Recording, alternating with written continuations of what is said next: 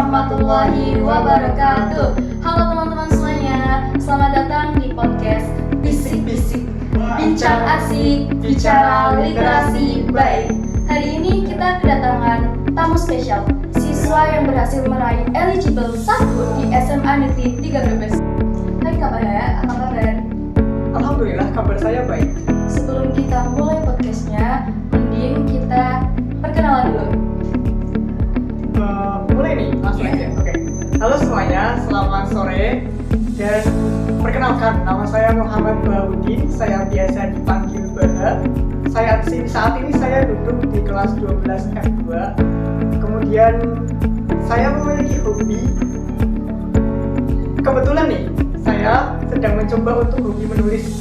Sebelum kita masuk ke podcastnya, apa sih itu eligible Kak Baya?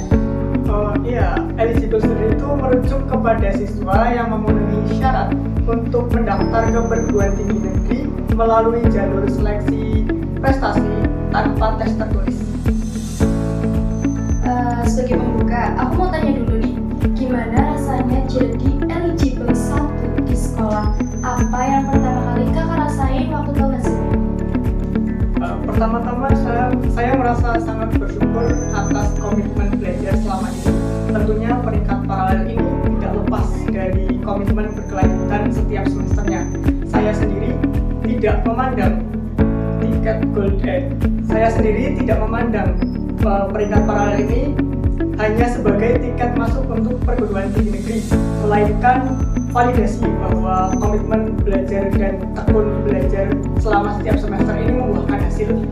Ya, perasaan saya sangat senang dan rendah hati sekaligus termotivasi untuk mengikuti seleksi selanjutnya dengan baik.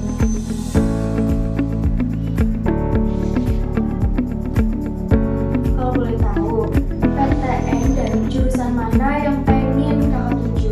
Terus, apa alasan kakak milih PTN dan jurusan itu?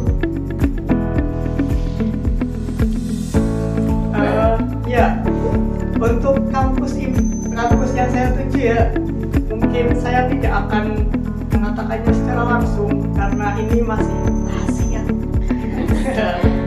Nah, tapi tujuan saya itu akan menjadi salah satu tenaga pendidik. Jadi tentunya kampus yang saya tuju itu memiliki prodi atau jurusan terkait dengan jalur pendidikan. Nah, untuk kampusnya itu apa? Ya, tunggu aja nanti ya guys. 3. Oke teman-teman, itu tadi sedikit pertanyaan dari aku. Mungkin dari kalian ada yang mau nanya, di sini ada Kak Baya. Ngomong-ngomong nih ya, Kak Baya kan sebagai eligible top 1 nih di SMA Negeri 3 Brebes. Kira-kira untuk adik-adiknya nih, apa sih tips and trick ala Kak Baya biar bisa diterapkan untuk adik-adiknya biar termotivasi gitu loh?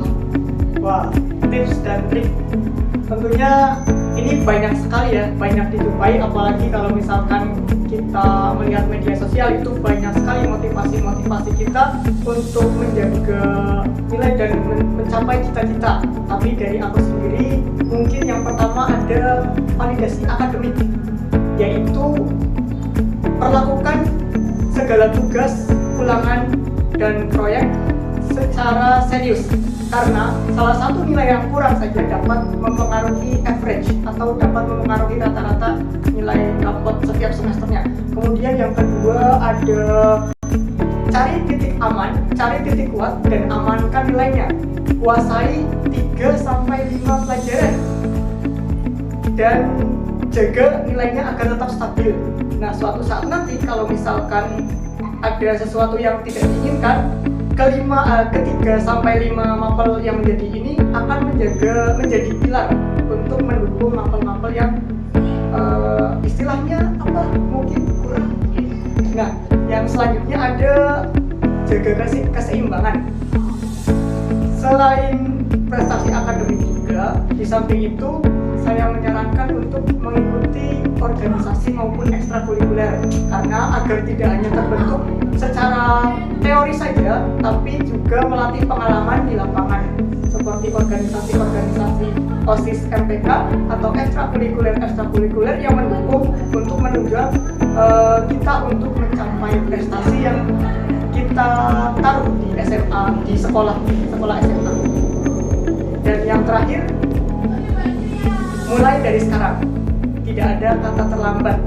Bagi yang di semester awal, manfaatkan dengan baik, dan bagi yang berada di semester pertengahan, riset dan evaluasi, kemudian tingkatkan.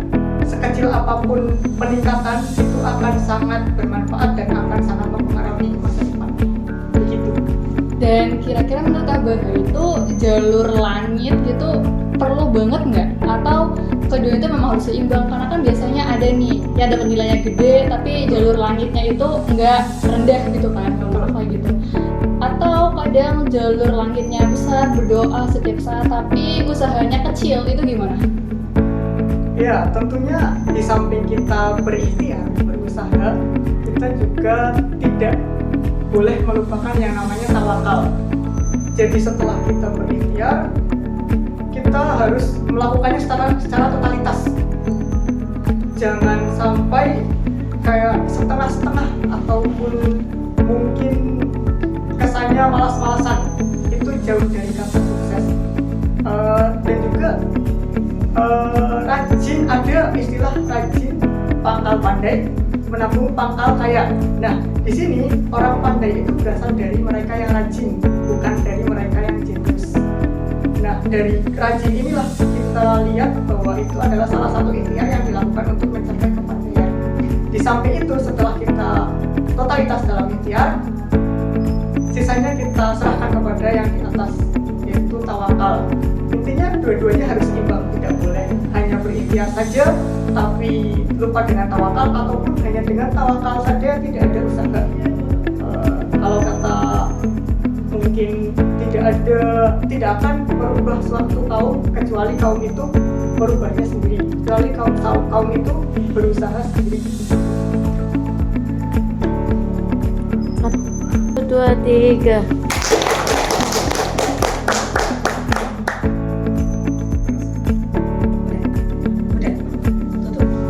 Ya teman-teman, itu tadi podcast. Semoga bermanfaat. Terima kasih Kak Baha sudah meluangkan waktunya, dan sampai jumpa di podcast selanjutnya. Wassalamualaikum warahmatullahi wabarakatuh.